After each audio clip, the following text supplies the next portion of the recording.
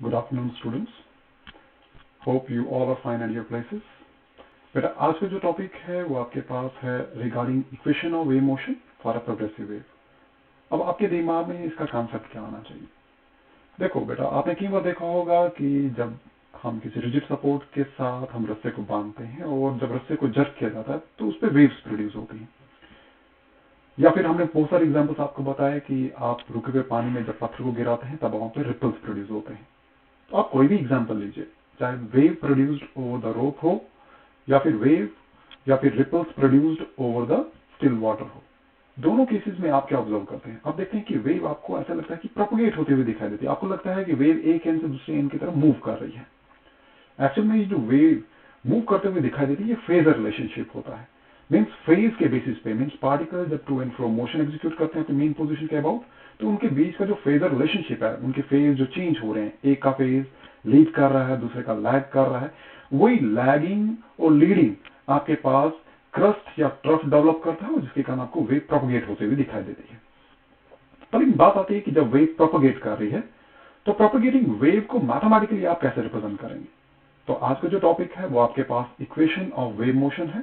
Means अगर कोई wave propagate कर रही है along any direction, either along the positive X direction और along the negative X direction, तो उस प्रोपोगेटिंग वेव को मैथमेटिकल इक्वेशन की टर्म्स में आप कैसे रिप्रेजेंट करेंगे?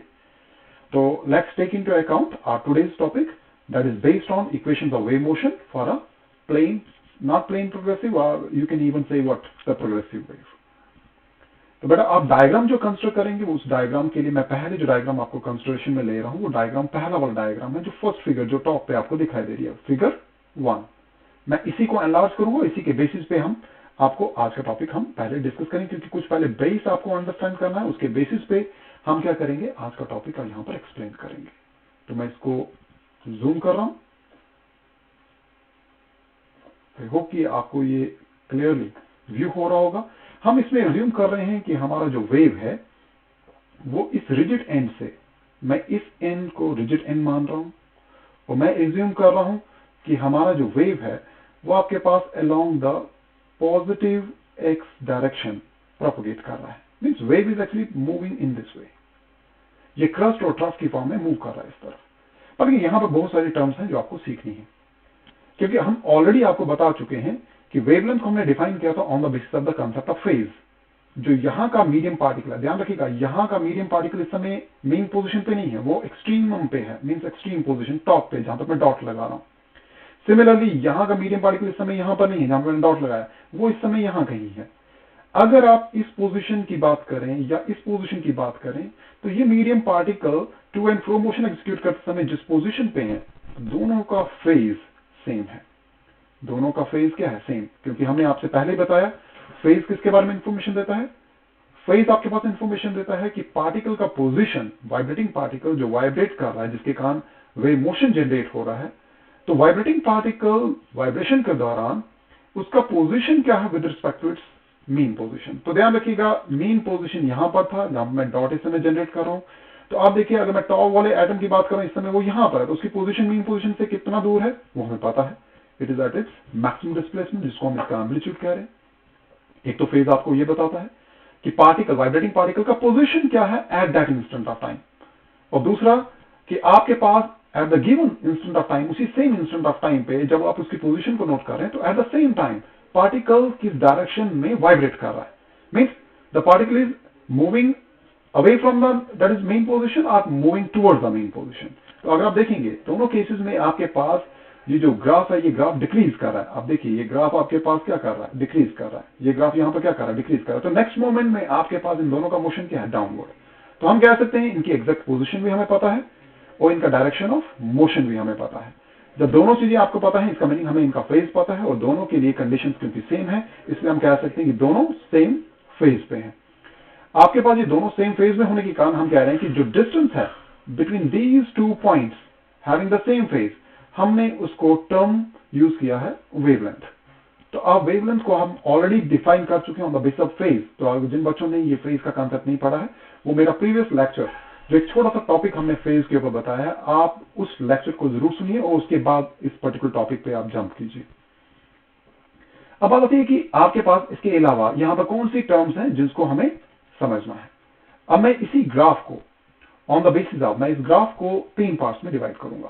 सेम ग्राफ को हम डिस्कस करेंगे on the basis of first time, means time period के बेसिस पे। मैं इसी सेम ग्राफ को एक्सप्रेस करूंगा इन टर्म्स ऑफ वेवलेंथ, मैं वेवलेंथ की टर्म्स में इसको एक्सप्रेस करूंगा, और मैं सेम ग्राफ को in terms of phase discuss करूंगा। तो ध्यान रखिएगा मैंने फेज नीचे लिखा है क्योंकि ग्राफ को रिप्रेजेंट करते समय हमें जगह थोड़ी सी कम मिल रही है, तो वेवलेंथ और टाइम हम टॉप में दिखा देंगे और आपके पास फेज को हम बॉटम में दिखाएंगे। अब बेटा ध्यान दीजिएगा, अगर मैं फेज की टर्म्स में बात करूं, मुझे बताइए, मैं इसका कलर थोड़ा सा चेंज कर देता हूं आपके लिए ताकि आप इसको आइडेंटिफाई कर सकें। मैं पिंक कलर से इसको रिप्रेजेंट कर देता हूं। मुझे बताइए यहां का पार्टिकल जो इस समय मीन पोजीशन पे, ध्यान रखिएगा यहां पर जो पार्टिकल है, मैं इसको थोड़ा सा, क्योंकि ब्लैक के ऊपर अब पिंक वर्क नहीं करेगा इसलिए मैं इसको थोड़ा सा बिगर साइज में बता रहा हूं। जो पार्टिकल इस समय यहां पर है, कहां पर, अपनी इनिशियल पोजीशन मींस ओ पे, मैं इस पार्टिकल की बात करूं, इस पार्टिकल का फेज, इस पार्टिकल का फेज क्या होगा, सेम होगा, क्योंकि इनका पोजीशन हमें पता है, दोनों का पोजीशन क्या है, मीन पोजीशन है, डिस्प्लेसमेंट 0 है। जबकि अगर मैं डायरेक्शन ऑफ मोशन की बात करूं तो नेक्स्ट मोमेंट में इस पार्टिकल को भी टॉप की तरफ वाइब्रेट करना है, इस पार्टिकल को भी टॉप की तरफ वाइब्रेट करना है, इसका मीनिंग डायरेक्शन ऑफ मोशन भी मुझे पता है। तो जो फेज आपके पास पार्टिकल एट ओ पे है, वही फेज आपके पास पार्टिकल एट पॉइंट पी भी है, जो पी पॉइंट मैं यहां पे दिखा रहा हूं। तो इन दोनों के बीच का जो डिस्टेंस है यहां से लेके यहां तक का, वो डिस्टेंस भी आपके पास वेवलेंथ लैम्डा के बराबर है। इसको हम डिफाइन कर चुके हैं। तो इसका मीनिंग है, इस ओ पोजीशन से लेके अगर मैं यहां पर एक डॉटेड लाइन लगा देता हूं, तो आप देखिए जो पी पोजीशन है, जो पी पोजीशन यहां पर मैं बता रहा हूं, ये यहां से लेके यहां तक की जो लेंथ होगी वो आपके पास इस गिवन वेव का वेवलेंथ लैम्डा को रिप्रेजेंट कर रही है। तो जब मैं वेवलेंथ लैम्डा की टर्म्स में इसको दिखाऊंगा, तो आप बेटा इसको देखिएगा लैम्डा की टर्म्स में आप इसको डिवाइड कैसे करेंगे। एक तो आपके पास ग्राफ जो है वो एग्जैक्टली आपके पास यहां से क्रॉस कर रहा है। मैं इसको थोड़ा सा शिफ्ट करूंगा क्योंकि डायग्राम हमारे पास रफ है, मैं इसको थोड़ा सा शिफ्ट करके दिखाऊंगा, ठीक है। जस्ट वेट ए मिनट, क्योंकि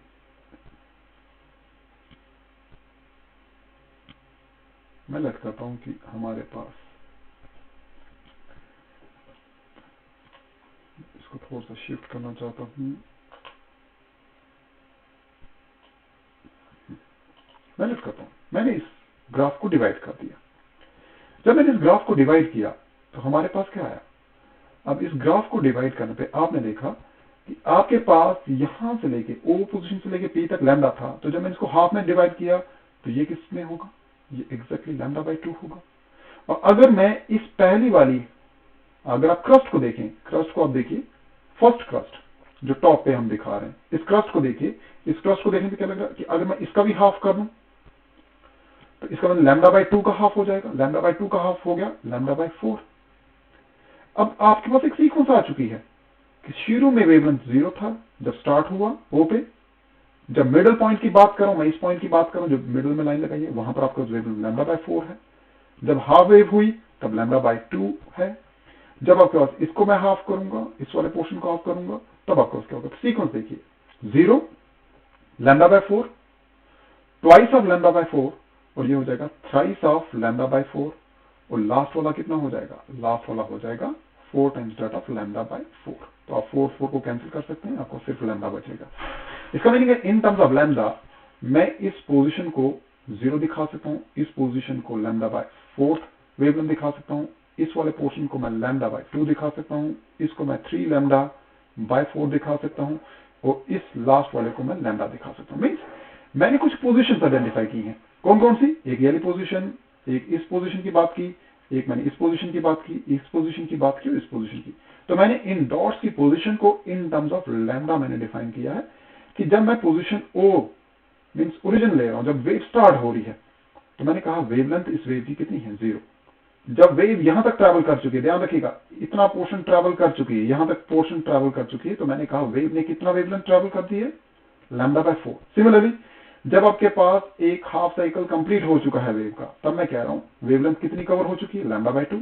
और जब आपके पास वेव का ये वाला पोर्शन कंप्लीट हुआ है, तो मैंने कहा वेवलेंथ 3 लैम्डा बाई 4 ट्रैवल कर चुकी है, और जब वेव अपना नेक्स्ट पार्ट ट्रैवल करेगी तब मैं कहूंगा इसने टोटल वेवलेंथ लैम्डा ट्रैवल किया। तो ये हमने डिफरेंट पोजिशन को आइडेंटिफाई किया है on the base of wavelength in terms of lambda.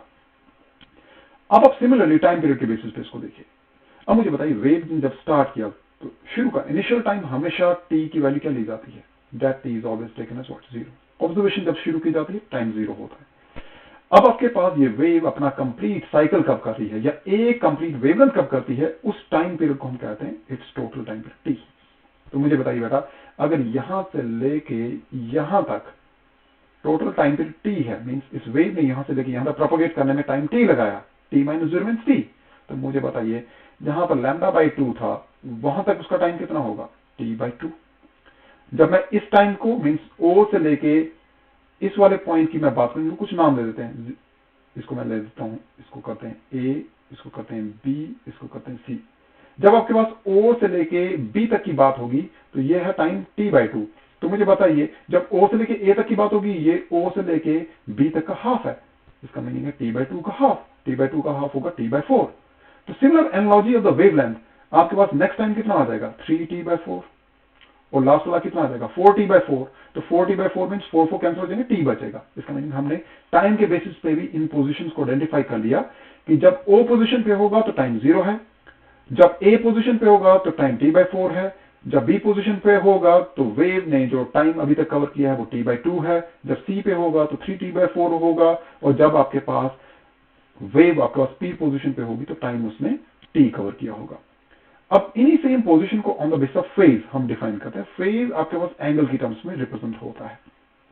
अब ये लेके चलिए कि जब हमने रेफरेंस सर्कल का केस कल आपको बताया था, आपके पास पार्टिकल इस पोजीशन से मूव करके इस कर्व पाथ के ऊपर मूव कर रहा था, फिर यहां पर पहुंच रहा था, मूव करते करते इस पॉइंट पे पहुंच रहा था, और यहां से मूव करते हुए इस बॉटम वाले पोजीशन पे means along the Y axis, वो सबसे बॉटम वाली पोर्शन पे था, और मूव करते हुए इस पॉइंट पे पहुंचा। मींस एक सर्कुलर ट्रैक जब मूव हो रहा था, तो ध्यान रखिएगा बेटा, यहां से लेके यहां तक जाने में पार्टिकल ने एक कर्व ट्रैक ट्रेस किया और हाफ साइकिल कंप्लीट किया है। और ये हाफ साइकिल इस अबव डायग्राम में इस हाफ साइकिल से रिप्रेजेंट हो रहा है जो हम क्रस्ट के साथ दिखा रहे हैं। ये टॉप वाला पोर्शन यहां से लेके यहां तक। और आपके पास ध्यान रखिएगा बेटा, जब आपके पास उस मीडियम पार्टिकल ने जो सर्कुलर ट्रैक के मूव करा, जब उसने इस पोजीशन एक्स प्राइम से एक्स की तरफ मूव करना शुरू किया, ध्यान रखिएगा एक्स और मिडल पॉइंट जो था 0 ओ था ओरिजिन। तो ध्यान रखिएगा जब पार्टिकल ने एक्स प्राइम से होते हुए मूव करना शुरू किया, और जब वो एक्स की तरफ गया तो इसने नेक्स्ट हाफ साइकिल कंप्लीट किया। और उस नेक्स्ट हाफ साइकिल को ध्यान रखिएगा, जो नीचे की तरफ हाफ साइकिल हम दिखा रहे हैं, जो नीचे वाली तरफ मैंने हाफ साइकिल आपको दिखाया, ये वाला पोर्शन, ये वाला पोर्शन आपके पास वेव में ट्रफ के साथ रिप्रेजेंट हो रहा है, और टॉप वाला ब्लू पोर्शन आपके पास वेव में आपके पास किससे दिखाई जा रहा है, वो आपके पास क्रस्ट के साथ रिप्रेजेंट हो रहा है। तो ध्यान रखिएगा, ये आपके पास फर्स्ट हाफ साइकिल और सेकंड हाफ साइकिल मिलकर क्या बना रहा है, फर्स्ट हाफ साइकिल और सेकंड हाफ साइकिल मिलकर एक कंप्लीट साइकिल बना रहा है। और कंप्लीट साइकिल का जो एंगल होता है हम उसको रेडियन की टर्म्स में 2 पाई से रिप्रेजेंट करते हैं। मींस 0 से आप यहां पर जब गए तो यहां पर है पाई, और जब यहां से यहां पर आ रहे हैं तो पाई और हो रहा है, तो 2 पाई। इसका मीनिंग है अगर मैं इसको हाफ में डिवाइड करता हूं तो 0 और पाई का हाफ कितना होगा, दैट इज पाई बाई 2। तो आपके पास एक सीक्वेंस आ गया 0 पाई बाई 2, ये हो गया ट्वाइस पाई बाई 2, ये हो गया थ्राइस पाई बाई 2, और ये हो गया 4 times that of pi by 2। तो 4 times that of pi by 2 means 2 पाई होता है। तो आप सीक्वेंस को चेक कर लीजिए, 0 के बाद आपके पास क्या आ रही है पाई बाई 2, पाई बाई 2 के बाद twice of means 0 pi by 2, फिर आपके पास आ गया ट्वाइस ऑफ पाई बाई 2, फिर आ गया थ्राइस ऑफ पाई बाई 2, और फिर आपके पास आ गया 4 times that of pi by 2। आप इन सीक्वेंस को चेक कीजिए, ये सीक्वेंस सेम रख रहे हैं हम। तो अगर इस सीक्वेंस को देखें तो 2 2 कैंसिल हो जाएंगे, ये 2 to the 4 कैंसिल हो जाएगा, तो आपका सीक्वेंस जो रहती है वो 0 pi by 2 pi 3 pi by 2 और 2 पाई बचेगी। तो हमने इन पोजीशंस को नोट कर लिया, और वो पोजीशन कौन कौन सी हैं कि जब वेव स्टार्ट हो रही है तो फेज 0 होगा, जब वेव मिडल में है ध्यान रखिएगा, और जब वेव फाइनल पोजीशन पे है मींस एक वेवलेंथ कंप्लीट करते तो यहां पर था 2 पाई, तो 2 पाई का हाफ कितना हो जाएगा पाई, और 0 और पाई का हाफ कितना होगा, आप उन्हीं पोजीशंस को देखिए, ये हो जाएगा पाई बाई 2। तो सीक्वेंस को देख लीजिए, 0, π/2, पाई, और आपके पास लास्ट में 3π/2। तो आप इस पोजीशन को आप किससे रिप्रेजेंट करेंगे? इस पोजीशन को आप करेंगे 3π/2। तो ये जो पोजीशंस हमने बताई हैं, अगर आप इसको ध्यान से देखें तो बेटा हमने इन पोजीशंस को इन टर्म्स ऑफ, मैंने वेवलेंथ भी डिस्कस किया, in terms of time period भी डिस्कस किया, और इन टर्म्स ऑफ फेज भी डिस्कस किया। तो ये जो डायग्राम आपके पास अब जो डिस्कस किया गया, ये डायग्राम जब आपके पास नोन होगा, इसको आप समझ लेंगे, उसके बाद ही हम इक्वेशंस ऑफ वेव मोशन को अंडरस्टैंड कर सकते हैं। अब इसको समझेंगे कैसे। अब इक्वेशन ऑफ मोशन मींस अगर कोई वेव प्रोपगेट कर रही है तो उस प्रोपगेटिंग वेव को मैथमेटिकल इक्वेशन की टर्म्स में आप कैसे रिप्रेजेंट करेंगे, अब हम इसको नेक्स्ट आपके साथ डिस्कस करेंगे। आई होप कि ये टॉपिक आपको समझ में आया होगा। और ध्यान रखिएगा, ये जो इन टर्म्स ऑफ वेवलेंथ हमने डिस्कस किया है, in terms of time period जो डिस्कस किया है, और इन टर्म्स ऑफ जो हमने फेज डिस्कस किया है, खास तौर पे कौन सी position, position O, position A, position B, position सी और पोजीशन पी, इनको समझना जरूरी है कि इन पोजीशंस को आप चाहे तो वेवलेंथ की टर्म्स में एक्सप्रेस कर सकते हो, या टाइम पीरियड की टर्म्स में एक्सप्रेस कर सकते हो, या फिर फेज की टर्म्स में एक्सप्रेस कर सकते हो। जब आपको इस डायग्राम का नॉलेज होगा, फिर हमारे लिए आसान हो जाता है इक्वेशन ऑफ वेव मोशन को अंडरस्टैंड करना, कि आप किसी प्रोग्रेसिव वेव, कोई वेव जो प्रोपगेट कर रही है, उसको मैथमेटिकली आप कैसे एक्सप्रेस कर सकते हैं। होप आपको ये टॉपिक अभी तक का जो है वो समझ में आया होगा, और वॉइस क्वालिटी पहले के मुकाबले अगर बेटर है तो प्लीज मुझे नोटिफाई जरूर कीजिएगा। Thank you.